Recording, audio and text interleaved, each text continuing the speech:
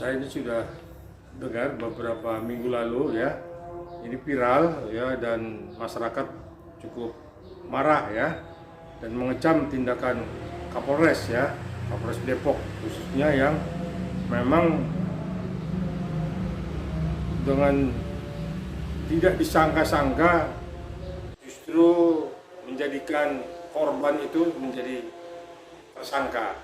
Jadi Balkis ini seorang ibu rumah tangga yang mendapat kekerasan dari suaminya, justru dia yang melaporkan dan dia yang dijadikan tersangka setelah beberapa hari istrinya melaporkan kekerasan rumah tangga mengenai kekerasan yang dilakukan suaminya, dan beberapa hari kemudian suaminya melaporkan, akhirnya istrinya yang dijadikan tersangka. Aneh Pak Kapolres nih, ada apa?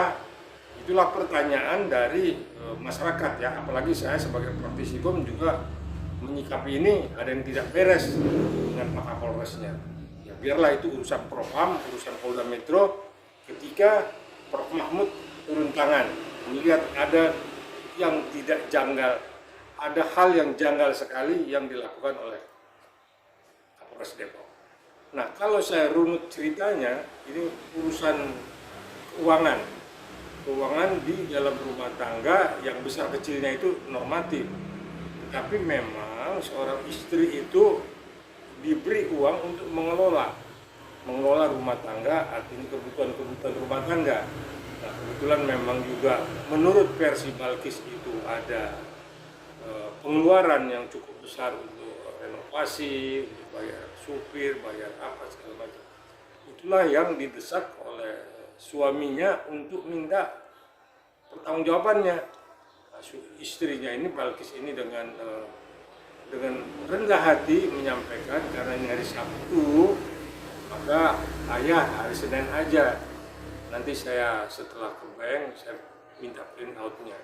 Tetapi kalau menurut cerita Balkis ini kan emosinya sudah memuncak, karena ada kaitannya juga dengan adiknya yang ribut di dalam satu perusahaan. Tetapi selalulah istri ini menjadi bantalan, menjadi tumbal amarah setiap kejadian hal-hal yang tidak enak di luar. Nah, ini saya pikir kejadian ini cukup sadis ya, sampai ancaman belum pernah merasakan mati, sampai begitu kan, disiram sama air cabai ya, ribut, dijambak segala macam. Ketika Balkis memang mau menyelamatkan dirinya, dia memegang celana, bukan jakar, dia memegang celana, mungkin di dalam celananya itu kena jakarnya. Nah, akhirnya karena suaminya juga berteriak, dilepas. Tapi kan itu tidak menunjukkan bukti bahwa ada unsur kesengajaan kekerasan dari Balkis kepada suaminya. Nah, ternyata tidak berhenti hanya di situ. Berkali-kali Balkis ini dipukul, dijedutin ke tembok, sampai ancamannya udah pernah ngerasakan mati belum. Nah, itulah arahnya ke sana. Akhirnya istrinya ketakutan, mengunci suaminya ketika mereka masuk dalam kamar, mengunci suaminya di dalam kamar dan lari ke keluarga suaminya yang tidak jauh dari rumah itu. Nah, tidak berhenti di situ. Rupanya si ART kebetulan lihat semuanya, sahabat suaminya juga tahu kejadian ini. Suaminya itu mendobrak pintu ketika dikunci dari luar oleh Balkis, istrinya. Nah, waktu mendobrak itu mungkin merusak pintu itu, tangannya itu kena kayu atau kena apa, terluka lah. Itulah yang dijadikan alasan suaminya melaporkan istrinya ini kepada Polres yang sama, Polres Depok, yang akhirnya Polres Depok menetapkan ya si istri menjadi tersangka karena buah zakar dan luka itu. Polisi tidak melihat hasil visum yang direkomendasi oleh pihak kepolisian bahwa mukanya biru, memar segala macam. Nah, pihak penyidik itu tidak melihat itu. Ini pertanyaan saya, ada apa?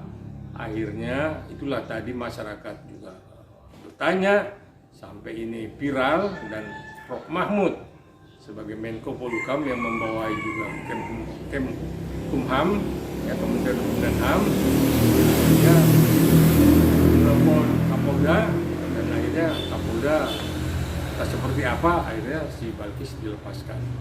Nah, saya tidak tahu apakah masih tetap TSK si Balkis ataukah kalau suaminya TSK harus dong, wajar. Dan tidak ada cerita perempuan memukuli suaminya, berbalik ya, kecuali hal-hal tertentu. Ada kasus-kasus lain ya, yang istri mencoba melakukan pembunuhan kepada suami. Tapi ini kan jelas ada saksi HRT-nya, ada saksi anak-anak dan segala macam. Nah, dan ini juga sudah berulang kali. Makanya kalau saya diminta komentarnya, mudah-mudahan Pak Kapolda bisa memeriksa Pak Kapolresnya ada apa di belakang itu. Mudah-mudahan Pak Kapolresnya ini memang tidak ngerti, tetapi mendapat masukan dari anak buahnya yang penyidik segala macamnya, ya walau alam ya mungkin Pak Kapolres itu berdasarkan masukan dari anak buahnya menetapkan si Balkis menjadi TSK.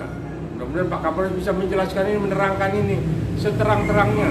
Jangan jadi tertutup ini, jangan jadi ini menjadi buah bibir di masyarakat karena seorang tersangka wanita, seorang ibu rumah tangga yang dianiaya dalam KDRT menjadi tersangka. Memang kita sudah ada kemarin Pak Mahfud itu sudah ditugaskan oleh Pak Jokowi, memang reformasi hukum itu harus benar-benar reformasi hukum itu harus memang dilakukan supaya memang keadilan itu juga diterima bagi mereka-mereka yang teraniaya, khususnya orang-orang kecil ya. Jadi biar merasakan keadilan, jadi tidak tajam ke bawah tumpul ke atas. Nah, kalau misalnya ini masalah reformasi hukum ini secepatnya bisa selesai, saya pikir berangsur-angsur orang pun takut untuk merekayasa hukum. Oknum-oknum di kepolisian, oknum di kejaksaan, oknum di pengadilan pun takut melakukan jual beli pasal. Ya, ini banyak oknum-oknum yang memang tidak tersentuh karena memang silent operation, sehingga ini merusak citra hukum. Mudah-mudahan dengan adanya reformasi hukum ya dalam waktu dekat ini, ya kita juga berharap, semua masyarakat berharap hukum ini bisa memang menyentuh kepada rakyat kecil merasakan adanya keadilan. Jadi jangan hanya rakyat kecil ini hanya menerima ketidakadilan, artinya hanya menjadi bulan-bulanan hukum saja. Itu harapan saya sebagai praktisi hukum. Mudah-mudahan hukum di negara ini bisa menjadi panglima hukum. Jadi tidak menjadikan politik itu bisa mengatur hukum. Hukumlah yang mengatur tatanan-tatanan negara ini. Begitu dari saya, Morakarta.